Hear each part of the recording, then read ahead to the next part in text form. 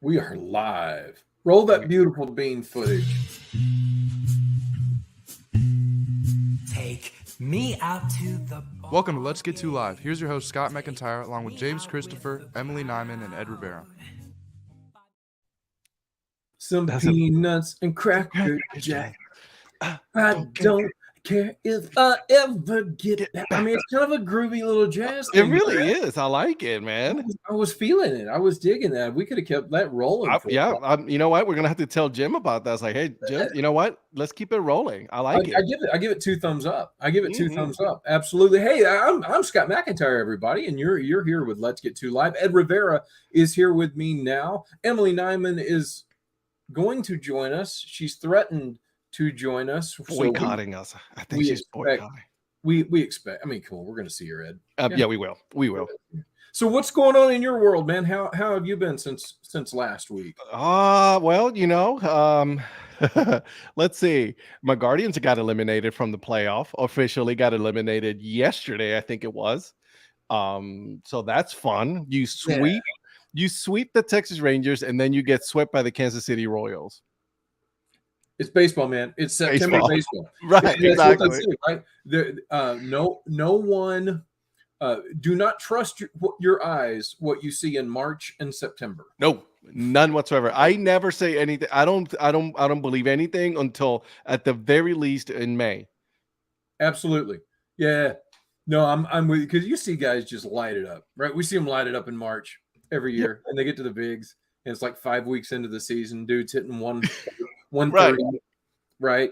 He's got 1 home run because he hooked it over the left field line, over the left field foul pole, wind aided. But yeah, and then in September you see guys that come up and just blaze, and the fan base can't do anything but talk about them until next February. Until next year, right? Until pitchers and catchers. Here we go, all over again. Yeah, and so and that's kind of it's going on in St. Louis. We watched was it Luis Palacios? Does that sound familiar to you? Watched him hit a home run last night in a losing effort, but it looked good.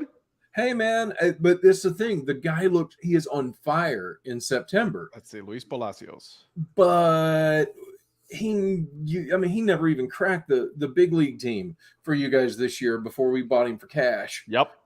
So yeah, go figure. Don't trust your eyes in March and September. That was our impromptu bit because we are here waiting on Emily. But hey, look, let's go ahead and start off. Yep. A little thing. Your general feelings on baseball right now. If I had to give you give me one sentence on what's your general sense on where's baseball at right now, what do you think? Personal feeling, I'll put it this way.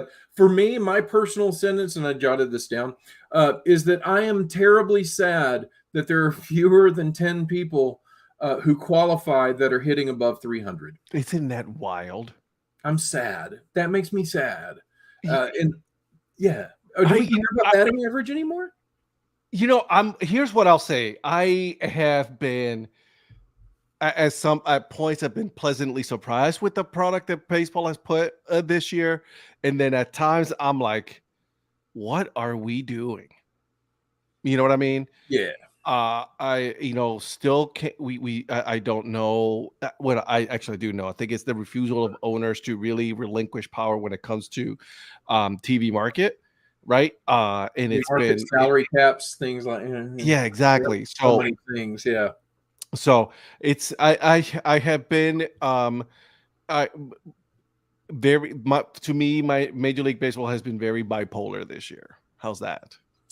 I like that. I think, again, because it really has been a transition year, an adjusting year, right? We almost said adjustion. I don't think that's a word, but that should be adjustion. I like the word. I like it. I'm going to make that. It's kind of like strategery. That's one of my favorite words. Yeah, strategery. I think I'm going to go with that. But no, I think it's been such a crazy year of transition because you've seen so many more stolen bases, so many more successful stolen bases.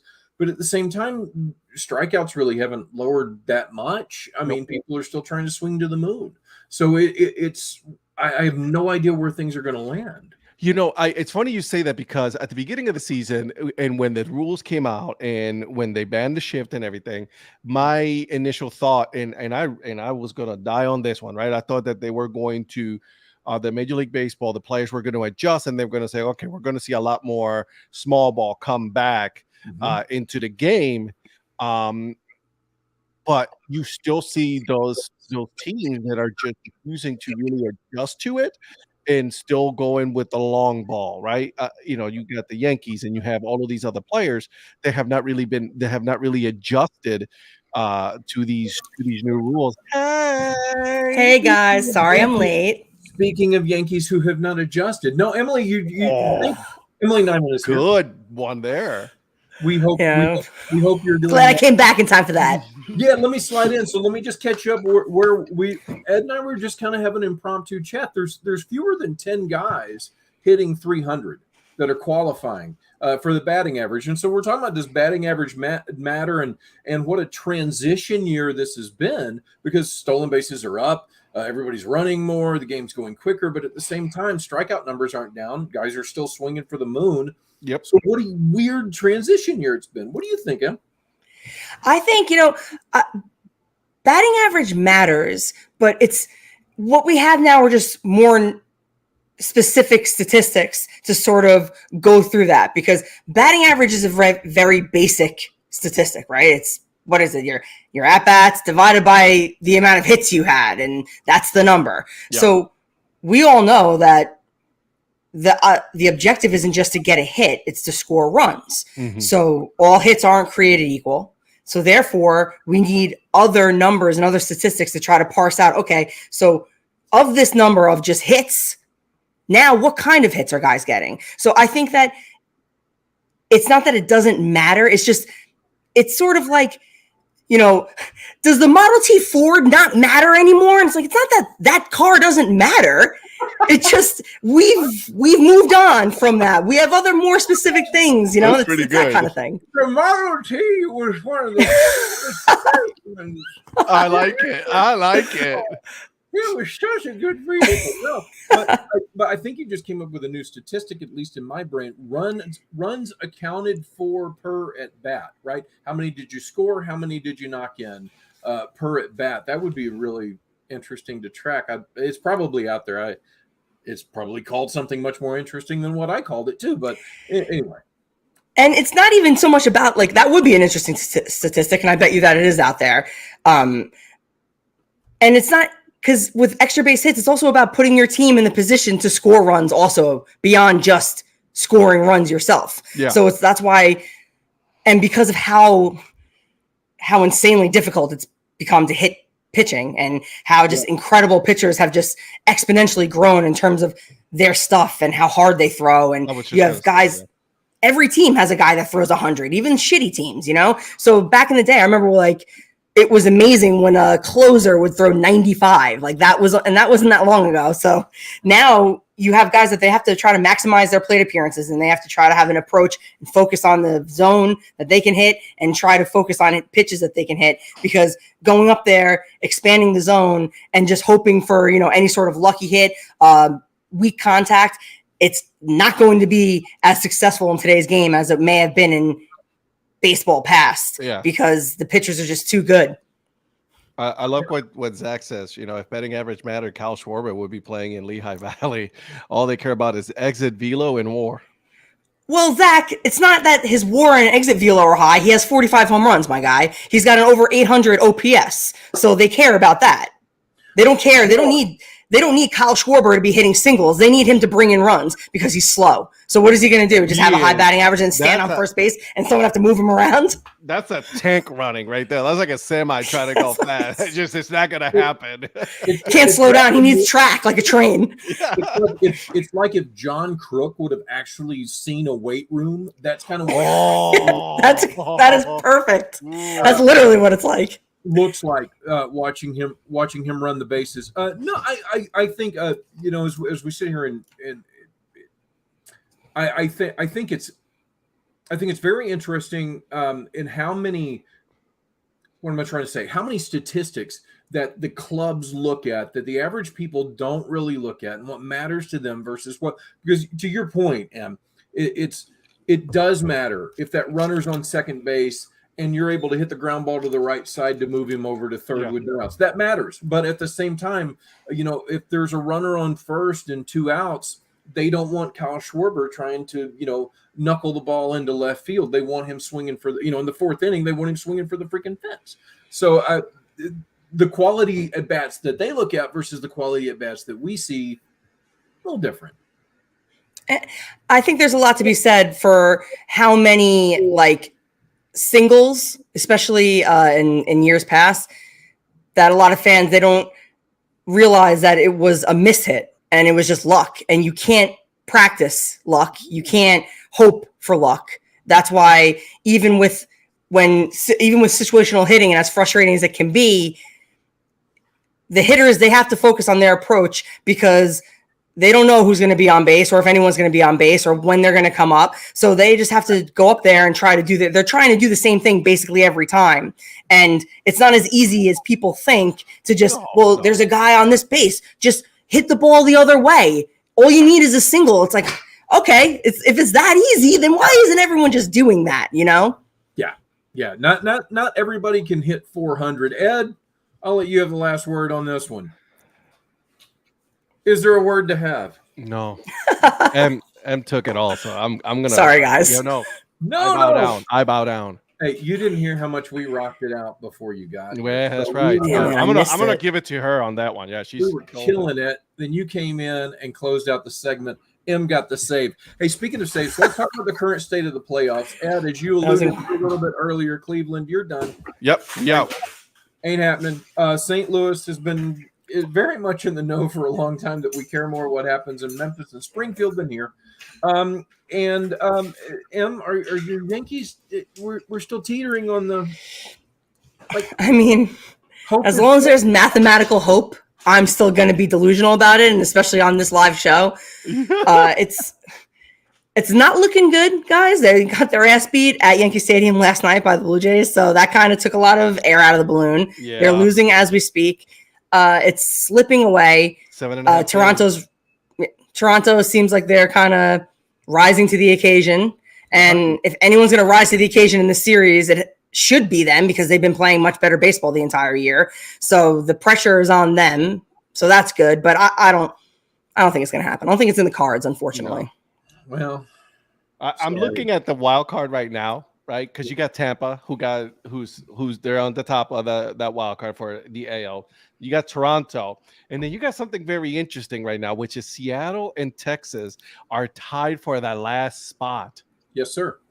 And then you got the Yankees, which are 7.5, which they catapulted over Boston, right? So, but I think that's very interesting. I do want to talk about the AL wild card because exactly what Seattle is a team headed in one direction, and Texas is just appears to be I think they're 2 for their last 10.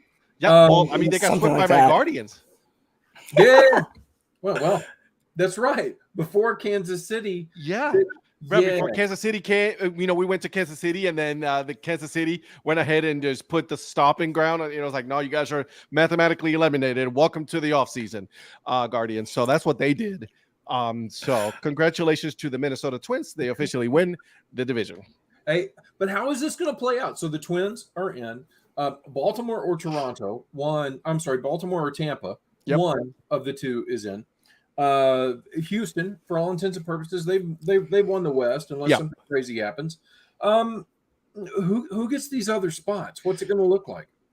How wild is it that Baltimore is going to have the first round bye? If they hold that division, if they hold it, because they're winning division right now, they're ahead in the division, right? And they are Tampa's 93. Baltimore's 95 wins, so they're ahead, right? But it's still like they could have a bye. Let's throw a pin in that just for a second. I want to come right back to that. But M, talk to me. Who's getting this wild card? Who's getting these spots? I think it's going to be Toronto. Well, it's really hard to say because Toronto They do have another series versus the Yankees, and then they play their other series though is against the Rays. I think they're only playing the Yankees and the Rays to finish out the season. So obviously the Rays are still trying to do something too. So they're not going to be pulling the foot off the gas. Yeah. Man, I'm gonna say Toronto and Seattle. I think that Texas is going, but you know what? Maybe it's because I just want to see it so badly. I don't think the Astros are a lock for the division. I think they're only up by like half a game. They have not been able to capitalize on any of the other teams in their division not doing well. That's like the thing with that division, that they're just all kind of staying in the same spots because when one of them shits the bed, they all do, no matter who they're playing. It's crazy. I just realized you're right. There is half a game. Yeah, They got swept by the Royals or lost the series to the Royals last week. Oh my God, this is so good for baseball. I love it. It is. It's incredible. Can we all just agree that the Royals are playing pretty good baseball right now? It sounds like. I mean, And they're playing AAA players for the most part, which is, don't believe what you see in September. Don't believe. Right. I'm with you. Right. I mean, some of those players are just looking to still have a spot next year, or get an invitation to spring training. I still do think, I think the schedule the rest of the way out favors the Astros more than the Mariners and the Rangers, who have to go head to head with each other. But conversely, on that, if one of the two of them sweeps the other, that even has a bigger impact in the division. So the AL West is very interesting. I think, and don't the Astros play one of them at least? Or no? Am I making that up? I don't know. Let me look. I'm like asking you guys like as if I'm not also sitting in front of a computer. Listen, I'm looking Someone look this up. Right. Hey, so Ed, while Emily does that, let's talk about Baltimore and Toronto, and we are going to get to Zach's question in a minute that he's posed for you in the chat. We will talk. They play Seattle. They play series at Seattle. So at Seattle. Is it setting up to where Seattle either wins the division or doesn't make the playoffs? Yes. Actually, I think you're right. How many? That'll be 2 years in a row, right? Because they went all the way into the end for Seattle, didn't they, last year? But I'm pretty sure. Yes. But of those three teams, I think we can say Seattle's probably playing the best baseball right now, according to the record. Yes, 100%. Yeah, Astros pitching is gassed, and it has been seemingly since like July. And this is where I wish Jim was here because for his insight. And I mean, anybody that wants to know more about this, I promise you that Jim, Andy, and Brian Arbor on Go Astros will definitely 100%. Yeah, they know their team. They know their team. But it would be interesting because I know that in years past there have been questions as to how well Dusty Baker manages that bullpen. Yeah. And Yanier Diaz too. He's got like 150 weighted runs created plus, but he's sitting on the bench every game. So Martin Maldonado can just be an auto out at the bottom of the order. It's crazy. Wow. It's like they don't know how to. It's like he doesn't know how to manage this team without having a huge lead in the division at this point in the year. That's what it seems like. Is it because he's giving his veterans more of a favorable? And he's being loyal to his veterans. He really always has. I mean, and I think that it could have a lot to do with the fact that the pitching has struggled this year, that maybe they need a little bit more support, that it's not like, hey, throw anyone behind the plate. We're just on fire right now. That it's Yanier Diaz is a rookie. So maybe they don't feel comfortable. Maybe they just need a little bit more. And that's why he's doing it. I mean, I got to assume it's more than just Martin Maldonado is 36 and he's my vet. Like there has to be some sort of practical reason, in my opinion. Yeah, he knows how to run a pitching staff. I'll give him that, right? I mean, he does what he's good at. I mean, it has to be something about some Puerto Ricans, being good at being catchers. I don't know. There is something there. We'll talk about that later. We're going to get to that in a moment too. That's coming up. But okay, Baltimore and Tampa Bay. Let's talk about this very quickly. At the top of this division, this is going to wind up where probably one of them is going to win the division and get the wild card, and the other is going to probably have the second best record in the AL and have to immediately play. Yep. How's that going to play out? Who's going to win that? I think that Baltimore is going to win the division. I think that they're kind of running away with it. I think that Toronto has a tougher schedule for no other reason than they're playing Tampa Bay has a tougher schedule because they're playing Toronto. They're playing other teams that are still trying to do something. So I'm not even sure what the Orioles schedule looks like. So I can't say for sure but I think that they're gonna cruise. Yeah, And I'm with M on this one. Yeah, and I think it matters too, Ed, that Baltimore's young enough that these guys don't know that they can like pull off the gas right now, right? It's so awesome. Don't get me wrong. I have a soft spot for Tampa because I think they're very similar when it comes to like managing styles between Cleveland and Tampa. Yeah. But something has to be said about how that Baltimore team is young players. They're just clicking on all cylinders. Like you said, it's like I think the schedule favors Baltimore a little bit more than it does Tampa. Big time. They're playing Cleveland, Washington, and Boston to finish out the season. Oh my God, forget it. That's a cakewalk. Yep. AL East for Baltimore. I don't know. Cleveland sweeping by 7 games. Cleveland sweeping teams that don't live in Kansas City. So it's going to be very interesting in the AL for a week from now. But we still have the NL. If we look at the NL, first of all, the Braves are just. I mean, should we? I think all other 5 teams should just drop out and let the Braves go play the World Series almost at this point. I know it won't work out, but it feels like it should. The Brewers are a lock in the Central. The Dodgers have the yawn. What about the rest of these teams? Miami, the Cubs. Who would have thought the freaking Cubs would make the playoffs? Oh my God, the Cubs of all teams. I seriously did not put them to be in the playoff at all. Who saw it? Who saw it coming? Who wanted to see it coming? It hurts my heart. As we can see. I'm good on the Cubs. So. No, I'm not. Listen, I hate the Cubs as much as everybody else, right? They beat my team in 2016, right? If it wasn't for that rain at the end of the year, at the end of the game, it would have been Cleveland because we had the momentum going. Yeah. How did you guys lose to the Yankees in 2017? Quick aside, how did that happen? That's for another day. That just made me think of it. That was awful. We're not going to talk about that. I'm feeling verklempt. How did take a moment? Here's your subject. How did Cleveland lose to the Yankees in 2017? Talk amongst yourselves. No, we're not going to go ahead and talk about that. I don't want to talk about. What I want to talk about is the total implosion of the New York Mets. How's that? Yeah, we can talk about that. Yeah. But let's talk about the NL wild card. Yeah, no. I love Miami still, though. I'm sorry. Let's see. I love Miami. Chicago's they finish with Atlanta and Milwaukee.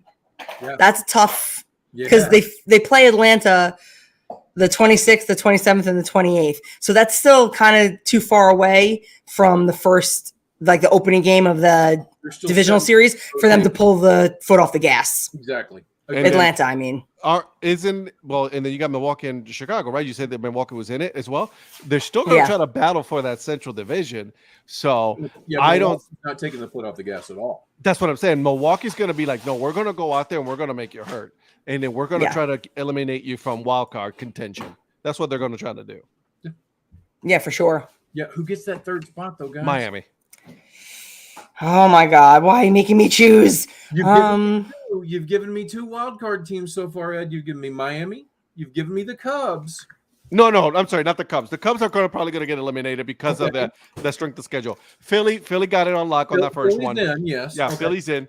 Arizona's interesting, right? Because everybody is so separate from like a game and a half, a game and a half a game. There's like they're like very close. I like Arizona the way they're scrappy team. I think they're still going to hold off, and I think it's going to be a battle between Miami and Cincinnati for that last spot. I'm just pulling up Arizona's schedule now because obviously I have to make an educated guess, even though it's just it's not really gonna make a difference. It's still gonna be a total guess. Oh boy, Arizona gets to play the Yankees. Maybe then. Well, they play Houston and Chicago. Marlins play Milwaukee, Mets, Pittsburgh. I think that schedule probably favors the Diamondbacks, even though that's tough travel. They have to travel all the way to New York for that series. Then they go to Chicago, who suck, and then they finish in Houston. With the way Houston's been playing, I'm going to say Diamondbacks take that spot. So you got Phillies, Arizona, Diamondbacks, and then who's your third then? This is what I'm going to say Miami. Yeah, is this not so much fun? It is. on September 20th, and we have no clue who's going to round out the field. We've got about 2/3 of the field figured out, right? We know that, but the rest of it is wide open, and I love this. I love the expanded playoffs for this exact reason. I was just gonna say that, right? Exactly. Now every like literally the season still matters. Yes, Like we're at Oh, the end yeah. of the season and games still matters. Not like these are throwaway games for like the majority of the team, right? Like you got like some of these teams are going to be like, we're going to play spoiler for you guys, right? And then the other ones are like, we are trying to beat you so we can move on to the playoffs. Well, It's amazing. I love it. Kansas City's an example. Yeah, Right. And it's across like almost every division. Obviously, the American League Central doesn't have anyone besides the Twins in the race, but there's teams from the NL West is locked up, but you still got the Diamondbacks trying to make the wild card. You got the AL West, you got the NL Central, you got the AL East. Like it's just across the entire country worth of fans that they can enjoy this race. And man, I'm absolutely not going to give it to MLB because F them, but they did get a lot right. They did get a lot right in the last few years. It's been a good year for Rob Manfred. Maybe we'll talk about that next week. Hey, Ed, before we jump off of this, where's Shane Bieber playing next year? Zach wants to know in the chat. I think he gets traded. I'm sorry. There were some rumblings already during the season about Shane Bieber. A lot more injuries, so he's getting hurt more. This is exactly what happened with Kluber. Kluber started getting more injuries. Guess what happened? Shipped them out. It's gonna happen the same thing. It's exactly. So St. Louis needs pitching, and I think Shane Bieber winds up here. If you want my 2 cents, because I think that the GM, I think the front office and the dugout are under so much pressure for the next season that they have to spend some money on a pitcher, and we have parts to trade. To your point, Ed. yeah, and Cleveland, Cleveland, the way that they do it is we're gonna want some young players under control for a couple of years, so that way they can trade them on later on when they become too much. Yeah. Yep. And thoughts on Shane Bieber? Yeah, I think that they're going to trade him because they might as well. They're not going to sign him, so you might as well trade him. I think that they're not going to get much of it's not going to be a blockbuster return because he's only got next year of control, and then he's a free agent. And he's got the injury this year that he was out most of the year, right? Yeah, the majority he was out since June. So, which is strange, and it says I just looked at Sport Track to see what his contract was and how much time he had left, and it says that he has elbow inflammation. He's just had elbow inflammation for the entire year. Sounds kind of weird. Yeah. Ed, I will wrap it up by telling you that Dylan Carlson will get traded to Cleveland as part of a package that includes Shane Bieber coming back. You think so? We'll see. That's my call on it. But guys, I do want to talk about something because we're seeing things this year that we may never see again. We've already talked about what a transition year it is. But Blake Snell is in position to be the first pitcher in 110 years to lead the league in ERA and walks. He with 7 more walks. He just has to walk 7 more batters, which when you walk 93, it's pretty doable. He would join Sam McDowell of your Cleveland Indians, Ed, in 1966 as the only pitchers to record 200 or more strikeouts and 100 or more walks while pitching fewer than 200 innings because they used to throw 900 innings a year. They were idiots. Early Wynn in 1959 was the last pitcher to lead the league in walks and won the Cy Young Award. Nolan Ryan did this. Bob Feller, again of Cleveland, also did this. Snell has the 4th best whiff rate of any starting pitcher in the pitch tracking age. He could win the Cy Young. Is this a big deal, Emily? It feels like it is to me. Yeah, I think it is on a large scale for the league and what this means. And it's really just it's a sign of the times, I think. And it's just something that, we have to stop talking about it. And it's hard for baseball and baseball fans because we lean into the history so much. But like constantly talking about the past and talking about new rules and talking about the new this and new that. It's like, this is the game. This is he is a sign of the times. And it's also really fun and awesome on a smaller scale for Blake Snell. And now I could say this because he's not on the Rays anymore, but I thought that he was kind of like lost in the weeds for a little while when he went to the Padres. He was not the pitcher that he was in Tampa. I thought it was another case of they were just getting rid of their, discarded trash, that they threw this guy's arm into the ground. But I'm really glad to see him have another year like this, because it just gives a lot of legitimacy to his career in terms of, okay, that 2018 season wasn't just a fluke. I think guys get lost in the weeds so much in Tampa. What a great point. Ed, what are your thoughts here on Snell, Tampa, the pitching, all this stuff? What do you think? I feel bad for Snell for one thing. Like, the Padres have had so much positive news, right? Like in the beginning of the year, like, yeah, this is the it team. This is the it team. Eat and nothing. They, pardon my language, but they have shit the bed every year. Every year. Machado wasn't everything. You're right. I mean, it's a down year in San Diego when we got old. And then I also read an article where there has been so much turnover in the front office, from like management, house, and everything. Like there's been a lot of turnover since the current GM took over, that there is no stability. No one knows what's going on, and it has reflected in what the team has been doing. That matters, Emily. What are your thoughts on that? What's going on in San Diego's front office? It's hard to say, because I think that when teams, especially teams that are supposed to be good, and they end up being bad, there's a lot of things that come into play. But just like kind of with the Yankees, with the Padres, I think it's pretty easy to see that teams cannot overcome their top players not having a good season. So there's nothing that Preller could have done. There's nothing that Cashman really could have done, because you need those guys. And if those guys are just they don't have it this year for whatever reason, they're injured, they just lost their time. Who knows? It's baseball. It's 90% mental and the other half is physical, as Yogi said. So these things just happen. And when it happens all at once, like it did for these two teams, what are they supposed to do? I'm sure there's some like, what's the word? I don't know. There's some validation or whatever to like things going on in the front office and things not good in the clubhouse. But that's all because they're not playing well and they're losing. Like that, the losing came first. You know what I mean? Like, and then all of that stuff happens. And as fans and media, we want to point to all of these things because it's more fun than being like, well, their players just didn't play well. Like, you need stories. You need something to give the fans every single day, even when the team is not doing well. Yeah. So that's the storylines. We want justification for the reason as to why. Right. Because people don't want to accept that. That's right. Yeah. Yeah. Right. Exactly. I will say this. I'll defer to Emily on this because she cheers for the fan base known for George Steinbrenner. And that was anything but a smooth front office. And they won tons of championships. So she knows what she's talking about on this one, Ed. I'm going to say her. I mean, that's kind of where. So I can't talk. The last time it was 1954 when the Cleveland Indians won a championship. So I mean, I can't talk. Man, are you serious? Yeah, a long time. It's been a long Good time. Lord. Yeah, the Guardians are.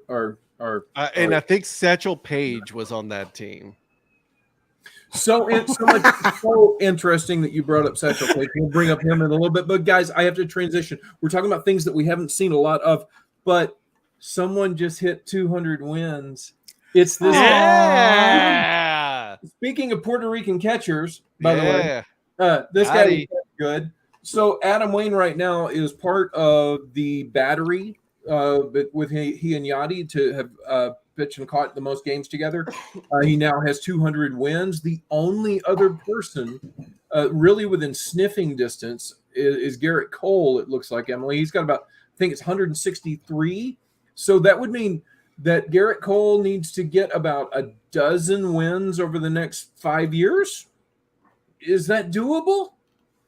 Absolutely. Yeah. How many does he get? He gets 13 a year. Is he going to get enough to get 200 wins, or is Adam Wainwright the last guy? Let me ask you that. I think that if anyone is going to do it, it'll be Cole. I think anyone can do it, it's Cole, just because he is a workhorse and he will give you innings. And he's, when he's struggling, having a not great start for Garrett Cole, he's coming out in the 6th inning. He's not just going to the 6th inning. So I think that he's got a shot. And the Yankees, fortunately for me as a fan, they are always going to try to win. They're not going to have now, down years where they're just bad for the next few years. They're going to retool and come back next year and be in it again. So I think that I think that he'll do it. Ed, my ace can do this. Ed, what do you think? You're an outside bystander looking at this one for Mr. Cole. How old is Cole now? How old is he? 32 or 33. He just turned. So he does have a shot. He does have a shot. He has a shot. I'll say that. I'll give him that. I'll give him that he still has a shot. The Yankees, like you said, they're not going to just lay down now and they're going to say, like, all right, this is a bad year. All right, cool. Let's just dust off and then let's go ahead and try to win it again next year, right? They're going to be competitive. They're going to try to do something during the offseason. He needs help, though, right? He needs help. And he's 33. Yeah, so, I mean, that window is like, I mean, he needs to be injury-free in order for like that to happen. That's the key right there, right? Of course. And that's the thing about Cole is that his mechanics are perfect. He rarely gets injured.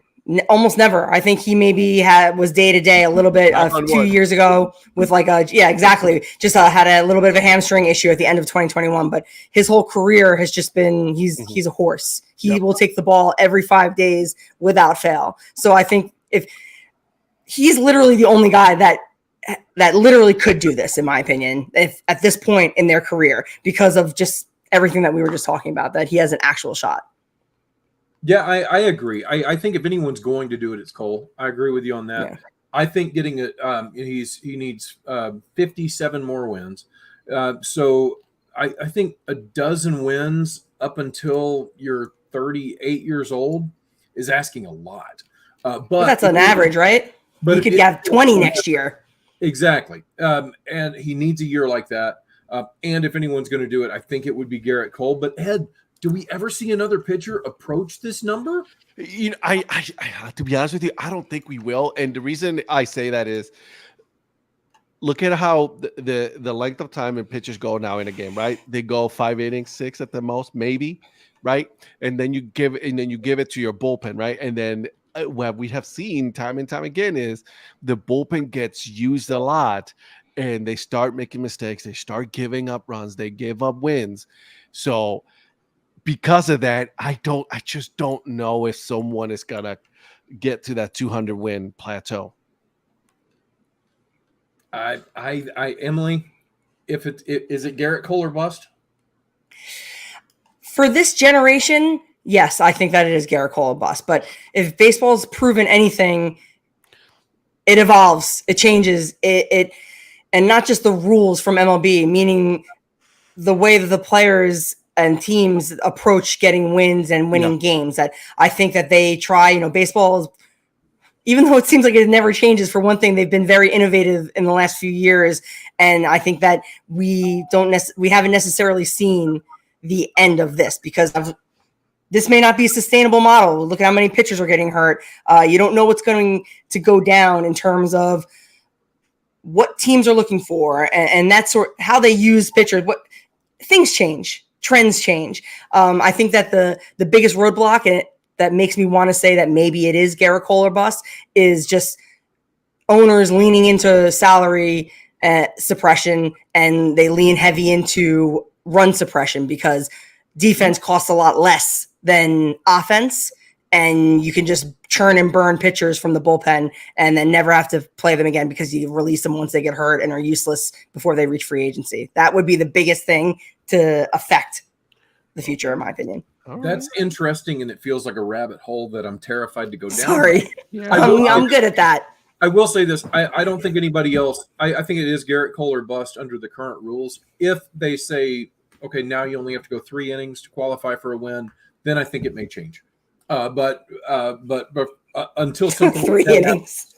Right. Pretty good. I mean, 3 or 4 innings, right? You got to go 5 right now to qualify for the win. But okay, if we back that off, and now you only have to go 3 or 4, somebody's going to get more wins that way. But baseball may evolve.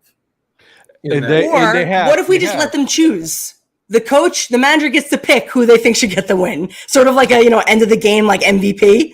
It's like, which pitcher do we think really You deserved get a this win, win? and you get a win, and you get a win. Everyone. Everybody gets a win. I want to be that walk-on guy that came in and threw one pitch that everybody loves, and they're like, "Yeah, give it to him." Yeah, and I got like 42 wins at the end of Have the the year. fans choose on social media. Give them the here we go. Okay, and this is it. I love Who should that. get the win? That's a great idea. You know what I'm saying? I love that. Yeah, vote at home. I think Charles and Brockmeyer probably came up with an app that can do something like that. But Ed, Great show. let me throw it out here because you mentioned something to me, between last show and today about Tampa's ballpark. Yep. I Well, did. what are your thoughts? Lead us into your thoughts on Tampa's ballpark here, Ed. So, have you guys looked at the renderings for the new ballpark? A little bit. Okay. Briefly. So so Couldn't tell the we're difference. looking at Tampa. I'm glad that they have decided that they're going to stay. Right, they made a deal. Right, they're not going to be in Tampa. They're going to be in St. Pete, which, by the way, it's a much better deal to have it in St. Pete, just because of a total nightmare that it is Tampa. Right, to cross over and all that. Yeah, Now, absolutely agree. Actually, right, Yeah. and now they have an opportunity to have it's an all-inclusive, right? I mean, this is where baseball is going, right? Not just a ballpark, but now you got to have the surroundings. I hate to give it credit I got to give it credit. The Dallas Cowboys, right? They did it, right? They have a whole city on on the Dallas Cowboys, right? They got the surrounding areas, restaurants, and all that. Look at what Atlanta Braves did, right? When they move into the burbs. Look at Tampa now. St. Pete, they're doing this whole rendering. It looks like an Egyptian / IKEA sales tent rendering. So they're going from the Costco Yeah, to the IKEA. yeah, exactly. Right. That's an And- improvement. That's an and- improvement by True Tampa. story. True story. It looks beautiful. Don't get me wrong. That's the thing that came to my mind. Like, it looks like a oversized tent, white tent. They can't avoid that. They love their tents. They love the circus tent down there. It's true story. Texas Rangers, Home Depot. Right, it looks like a Home Depot. It does. It looks like a big grill.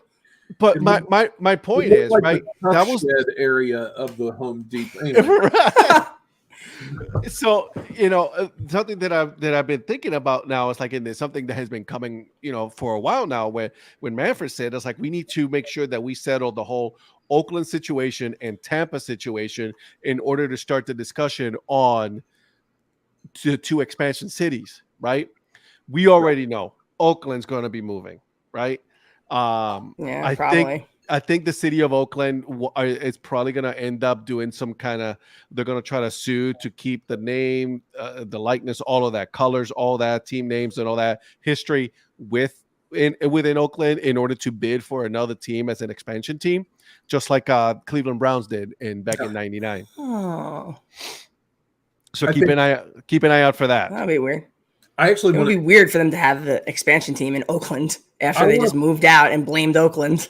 I want to put a pin in that and come back to that specific point, maybe next week or the week after at some point, because that gets very interesting. Because with Cleveland, they were the Browns, and that was it. They Mhm. were always the Browns. Yep. But before they were Oakland, they were the Kansas City A's. Before they were the Kansas City A's, they were the Philadelphia A's. Yep. So Oakland owns that Kansas City and Philadelphia history right now. Correct. That would be a very interesting conversation. And what happens if the owners vote no on Oakland moving to Las Vegas? Zach Beeson asked. Vegas is going to get an expansion team. I think that Fisher sells the team potentially. He sells the team. I mean, hey, he would have no choice. I feel like that would be the owners kind of making him do that because this is what he wants. He's going all in, tanking this franchise, trading off any good player they've ever had to get to this moment. And if they deny him that, in my opinion, that is like all right, sell the team now, buddy, from the other 29 owners. But here's the thing, though. Then he won't be able to get another team for a while because, as we know, Major League Baseball has a massive list of potential owners that want to be owners in the league. right? They have that list. So who goes now and be like, oh, hey, listen, I'll go ahead and put the money for Vegas team expansion team, or Nashville or Charlotte or Raleigh that they're bidding for one, or Portland, right? So it's gonna be one of those situations. Like if he sells, he's gonna sell, and I don't think he's gonna get a team in. I will say Major that League Baseball. I don't think there's a chance that the other owners vote no, because I think gone are the days that the Charlie Finleys and the Bill Vecks and the even the Comiskey's and the guys that owned it, right? What we have now are corporations and ownership in that way, and they want to do things just by the book. And if I vote no on this guy now, that may come back to harm me later. I need to play ball. That personally, that's what I think will wind up happening. In that room. But if they vote no, it makes a much better story and a potential movie that Brad Pitt can star in years from now. So that might be neat. Ooh, I like it. Hey, Emily, what's on your mind this week? I'm really psyched because I knew about the Cleveland Browns and the Baltimore Ravens, because I just learned that this past weekend. My cousin told me about that when we were watching the Browns-Steelers games, because I watched football like literally for the first time in my life voluntarily. That wasn't an Army-Navy football game. Wow. You chose to watch the Browns and the Steelers, which was in total absolute hot mess of a garbage game. Good for you. And I'm a Browns fan. Thank you. And I'm a Browns fan. Look, thank you. I'm sorry to hear that. That's terrible. I'm so proud of you. I like it. I'm just going to say that you tune in for the game where Nick Chubb. Oh, I mean that was. I don't want to go off target too far here, but oh my gosh, that's one of the worst leg injuries I've seen in my life. That's as bad as Heisman or Tim Crumry. Or you should see his 2015 injury in Georgia. Yeah, no, that it's an excellent point. He's had leg injuries before. I think you watched a guy's career end, Emily. You finally watched an NFL game, and the star running back will never play again. So, I don't know, man. That's tough. I know, and I'm not blaming you. I'm just saying. You can blame me. It's fine. I said to John, my cousin, I was like, you know what? I'm more of a repetitive injury kind of gal. Like, I'll give me the injuries that take place over, just repetitions, baseball injuries, things that aren't acute, that aren't awful to see. Like that's more my speed. Like yeah. Shoulder rubbing a little bit there. I don't want to see a knee that's pointed back here toward Poughkeepsie when it's not supposed to. And Zachary, it's actually go Navy, beat Army. Excuse you. My dad is United States Naval Academy, class of 1973. So we are beat Army for everybody. All right. Just get one thing straight on the show. Zach, you're Army, aren't you, Zach? Yeah, I will say that if Jim were here, Jim would totally agree with Zach on this. I will also say that I agree with Zach, but I will say that my high school baseball coach went to the Naval Academy, and while he was at the Naval Academy visiting generals were there, he was on KP duty. He was moving a tray, and the general looked at him and said, "Son, how many days until Army beats the hell out of Navy?" And he looked at him and said, "Sir, it is exactly 220 or 212 days until Navy beats the hell out of Army, sir." So that's a very interesting. Oh, I love that. So yes, sir, Zachary Beeson, thank you for your service. Zach met Zach in Peoria.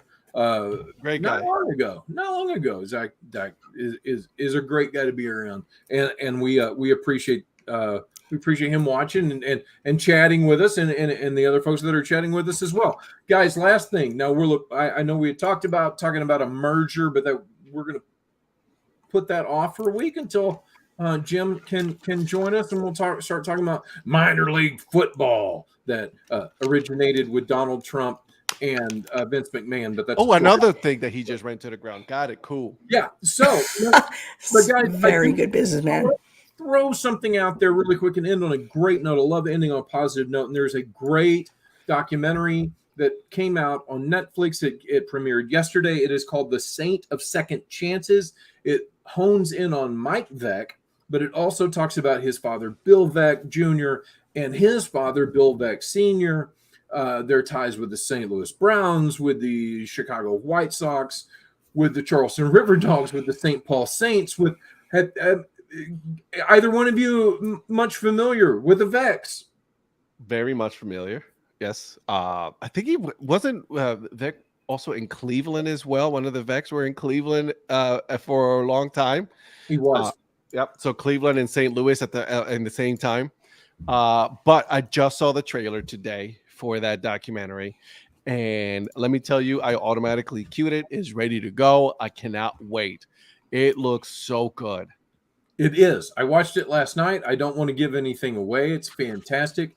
It digs in. It does focus on Mike Beck, but it focuses much on his father, on those around him, and it focuses on his daughter as well. And it's really kind of touching. But let me just throw some things out here. Here are some things that the Beck family has given us. Ivy on the walls in Chicago were the idea of Bill Veeck Jr. His father owned it, and he said we should put some ivy out there, make it look more green. The ivy is on the wall in Chicago because of that. Crazy Ballpark Promotions came from the Vex. It was, have a clown sit beside you, or Disco Demolition Night. Are we familiar with that in Chicago? That almost, that almost ended. Yeah. That is a Mike Beck brainchild. They go into that. If you like that stuff, you will love this show. You can thank the Becks for that. Portable out. This is one of my favorite. They don't talk about this on the on the documentary, but one of my favorite things that Bill Veeck did, and this was when he was in Cleveland in 1947. He had portable outfield fences, so he would move how far back. If we were facing good pitching, I'll bring in the fences so I can hit home runs easier. I will move it back. And in the middle of the season, a few weeks into the season, the other owners lost their minds, as you can probably imagine. And it's thanks to Bill Veeck that portable outfield fences are no longer allowed to be changed. You can't change the length of your field in the middle of the season. Mm-hmm. But it's a fantastic documentary. Emily, I really Bill Veeck walking around on he lost his leg from service in World War II. He walked around proudly with a peg leg and called it a peg leg. So I don't mind saying that at all, because the family still does. There are so many interesting things that I would love to I would sound like banality just talking about this. I don't want to give it away. I strongly encourage everybody to go out there and watch it and see what a huge impact that Mike Veeck and the Veeck family had on baseball. We wouldn't have promotions at ballparks if it wasn't for these guys. Nobody was doing that before. Think about that, guys. What would it be like to go to the ballpark? There's no promotion tonight. There's no in-game entertainment in the middle. That's what we have these guys to thank for. Especially all the teams that are really bad for half the year. Like, no one would go to those games if they didn't have the bobbleheads and the towels and all that other stuff. It's literally what brings people to the ballpark. And I can't remember, but I think it was Bill Veeck who first tried to integrate baseball.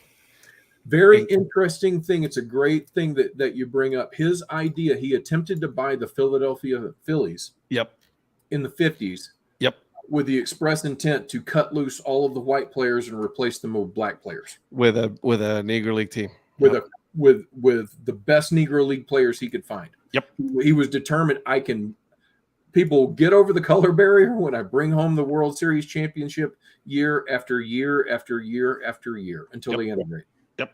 And he got shut down real quick. Yeah, once they knew what he was trying to do, the gentleman's clause kicked back in pretty quickly. Yeah. The gentleman's clause. But you got to credit him. He's the one that integrated the American League. And one of the things, Larry Doby, he did integrate with Larry Doby. And one of the things that Larry Doby was so proud of Bill Veeck, Bill Veeck actually paid the Newark Eagles the $15,000 that he promised to pay them for Larry Doby's rights. Most of the time they didn't do that. I'll give you $5,000, and that check was in the mail, never to be seen again. But Veeck was straight up and paid him. And here's something that they do talk about on the show, Emily, that I did want to. We'll close this out on this. I cannot tell people enough. Go watch The Saint of Second Chances. Darryl Strawberry. Do you remember when Darryl Strawberry returned to the Yankees and you guys got a little world championship? Yes, I do remember that. Darryl Strawberry in this documentary talks about how his close bond with Mike Veeck and how Mike Veeck gave him his fourth second chance is something they bring up. And without Mike Veeck, how Darryl Strawberry never would have made it to the Yankees. And Darryl talks about it's the first time he's had the chance to talk about this. I love it on in this documentary. So I hope I set the hook. You definitely did. I am definitely going to watch it. Oh yeah, I'm set for it. I'm ready. So until next week, the Saint of Second Chances is on there. Jim Christopher has threatened to be back with us next week. We hope to see him, but we totally understand Jim's not feeling well tonight and he gets a pass. We all don't feel well sometimes. And Absolutely. we all need a pass. Lord knows I'll take one when I can get one. Yeah. For Emily Nyman of the Breaking Balls podcast, for Ed Rivera of the Dad Hat Chronicles, I am Scott McIntyre. You have been watching Let's Get to Live, which is a Twitchy Dolphin Media production. We hope to see you back here next week. Till next week. Bye, guys. Bye.